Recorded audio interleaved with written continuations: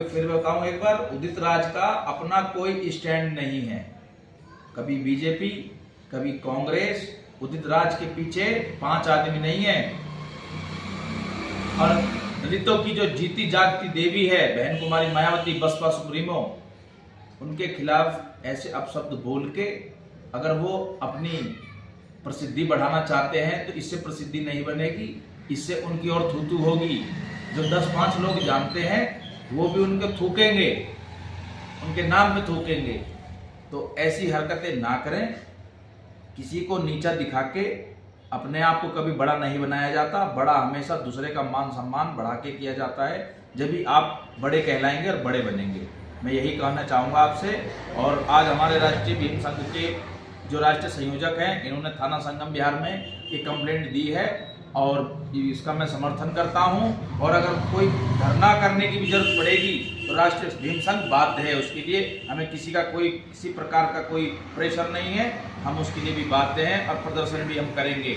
जैसा आदेश आएगा वो माना जाएगा। जय भीम, जय भारत, जय संविधान। मैं मान्यवर, मैं आपके पास फिर दोबारा आता हूँ कि ये उदित राज जी, ये तो एससी समाज से आते हैं शायद जी, तो इनका ऐसा बहन जी के खिलाफ, इतनी राष्ट्रीय नेता, इतनी बड़ी नेता के खिलाफ ऐसा घृणित बयान, तो आप कैसा देखेंगे मान्यवर इसको? पत्रकार जी, बहन जी विश्व के पटल पर एक जानी मानी हस्ती और नेता है।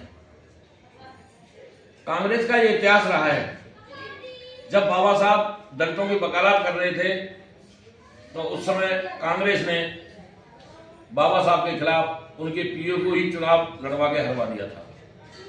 एक बार नहीं, 2 बार हरवाया। जब वो चुनाव जीत गए वेस्ट बंगाल से, तो उस हिस्से को इन्होंने पाकिस्तान में ले लिया। जब सरकार में पहले कानून मंत्री बने तो बाबा साहब ने हिंदू कोड बिल की मांग की, जिसमें महिला को अधिकार दिए जाने थे। बाप की संपत्ति में अधिकार, पति की संपत्ति में अधिकार, पढ़ने का अधिकार, नौकरी करने का अधिकार। कांग्रेस ने इस बात को सिरे से खारिज कर दिया और बाबा साहब ने मंत्रिमंडल से इस्तीफा दे दिया। तो कांग्रेस हमेशा दलित विरोधी रही है। कांग्रेस अब अपने मुंह से कुछ नहीं कह पाती। उसने एक एससी के नेता उदित राज जी को मुखौटा बनाकर प्रेस कॉन्फ्रेंस के जरिए पेश किया।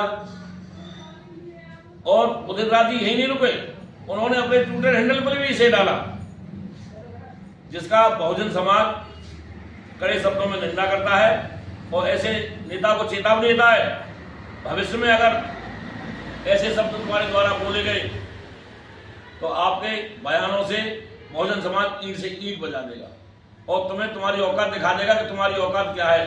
तुम गुलाम थे, गुलाम हो और जिंदगी भर गुलाम रहोगे। तुम्हारे दिमाग से अभी तुम्हारी गुलामी निकली नहीं है। जिस दिन तुम्हारे दिमाग से गुलामी निकल जाएगी, कांग्रेस को ठोकर मार के बाहर आ जाओगे आप। जय भीम, जय भारत, जय संविधान। तो साथियों, ये थे राष्ट्रीय भीम संघ के राष्ट्रीय संयोजक जय किशन जी और राष्ट्रीय प्रवक्ता मयंक जी। जय भीम, जय भारत, जय संविधान।